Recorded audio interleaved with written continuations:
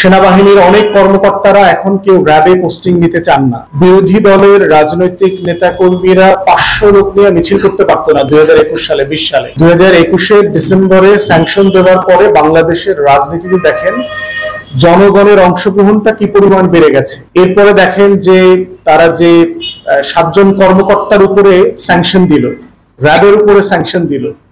তারপরে এই 7 জনের ভিতরে পুলিশের 2 জন আইজি পর্যন্ত আছে, সাবেক এবং বর্তমান আইজি, মিলিটারি অফিসাররা আছে। সেনাবাহিনীর অনেক কর্মকর্তারা এখন কেউ র্যাবে পোস্টিং নিতে চান না, মানবাধিকার লঙ্ঘন করে এবং গোয়েন্দা সংস্থাগুলোতে সেনা কর্মকর্তারা যেতে চান না। কারণ এই মানবাধিকার এনলিস্টমেন্টের উপরে ভিত্তি করে তারা আবার মিশনে যেতে পারবেন কিনা এটার প্রশ্ন জড়িয়ে আছে। অতএব এটা কিন্তু যথেষ্ট পরিমাণ ভীতির সঞ্চার করেছে।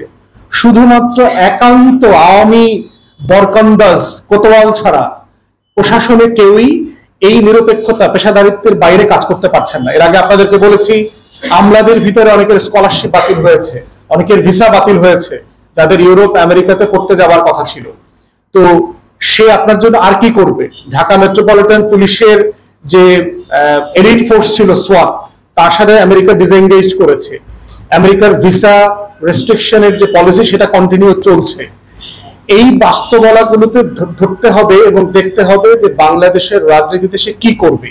সে কি এখানে যুদ্ধ করবে? আমরা কি একমত হব যে একটা ফ্রি ফেয়ার ইলেকশনের জন্য আমেরিকা এখানে সোলজার পাঠাবে? আমরাই তো প্রতিবাদ করব। এটা তো আমেরিকার বিজনেস না। আমেরিকার গণতন্ত্র প্রতিষ্ঠার দায় আমেরিকার নাই। জায়গাটা বাংলাদেশের মানুষকে বুঝতে হবে। বাংলাদেশের মানুষের লড়াইটা বাংলাদেশের মানুষকে করতে হবে। এটা কোনো কাটপেস জিনিস না। বার্মায় দেখেন না কি হচ্ছে। বার্মায় সেনা শাসন আসার পরে কি হয়েছে? 4,500 মানুষ যুদ্ধ করে মারা গেছে। কয়েক সপ্তাহের ভিতরে, 2 সপ্তাহের ভিতরে 2,500 লোক মেরে ফেলছে।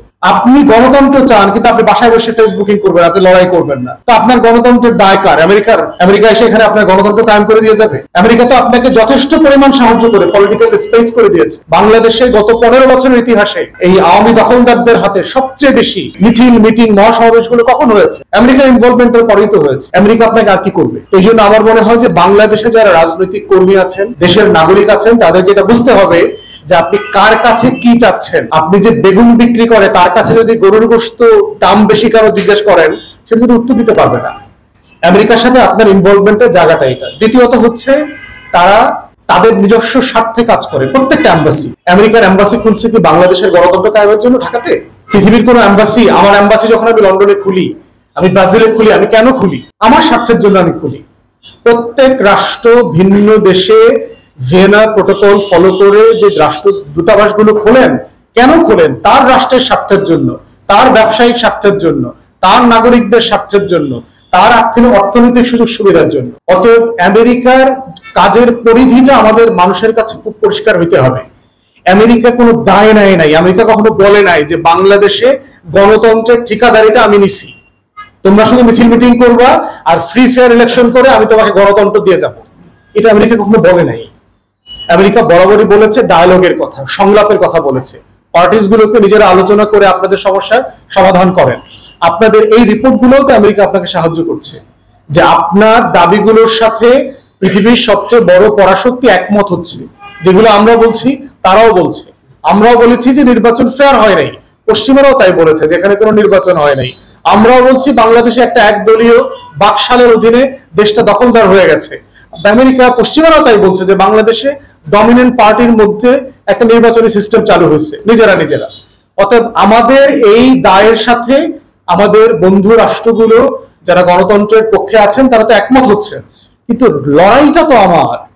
যুদ্ধ কি আপনাকে 71-এ করতে হয় নাই?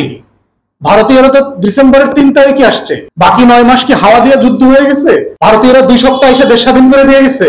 বাঙালিরা কি 9 মাস মানে ডাইল ভাত খাইছে? শুধু যুদ্ধ করা লাগে না আমাদের লোকদের? আমাদের মুক্তিযুদ্ধরা কি করেছে? আমাদের যে লক্ষ লক্ষ মানুষ লড়াই করেছে তারা কি করেছে? আপনার লড়াই আপনাকে করতে হবে, আপনার যুদ্ধ আপনাকে করতে হবে। আপনাকে আপনার বন্ধু রাষ্ট্ররা, কৌশলগত মিত্র যারা আছে তারা সময়ে সময়ে আপনাকে সাহায্য করবে, পাশে দাঁড়াবে, বক্তব্য বিবৃতি দেবে, টাকা পয়সা দিবে, যে যেভাবে পারে সেভাবে সাহায্য করবে।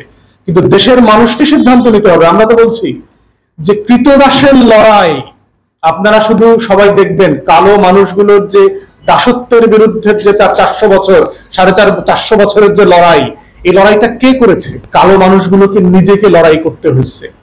তার হাত পায়ে যে শিকল বাঁধা ছিল, সেই শিকল তাকে নিজেকে ভাঙতে হয়েছে।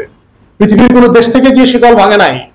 হ্যাঁ, যেটা করেছে, যারা মুক্তমনা আমেরিকার মানুষ ছিল, ইউরোপের মানুষ ছিল, তারা কথাবার্তা বলেছে, প্রতিবাদ করেছে, সংসদে আলোচনা করেছে, বিল তুলেছে, দাসত্ব প্রথা বাতিল করবার জন্য সংসদে অধিবেশন করেছে, এগুলো করেছে।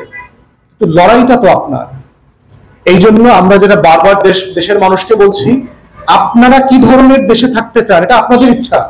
আপনারা যদি বাকশালের অধীনে কৃতদাসের মতো জীবনযাপন করতে চান, ইটস ফাইন, এটা আপনাদের ইচ্ছা। নর্থ কোরিয়াতে মানুষ থাকে না, সিরিয়াতে, মিশরে মানুষ থাকতেছে না, কিউবাতে, বেলারুশে, রাশিয়াতে মানুষ থাকে না, আপনারা থাকবেন। কিন্তু আপনারা আমেরিকার মতো থাকতে চাইবেন, ব্রিটেনের মতো থাকতে চাইবেন, ইউরোপের মতো থাকতে চাইবেন, কিন্তু লড়াই করবেন না। ফিলিস্তিনের জন্য আমেরিকাতে, পশ্চিমা বিশ্বে কি হচ্ছে দেখতে পাচ্ছেন?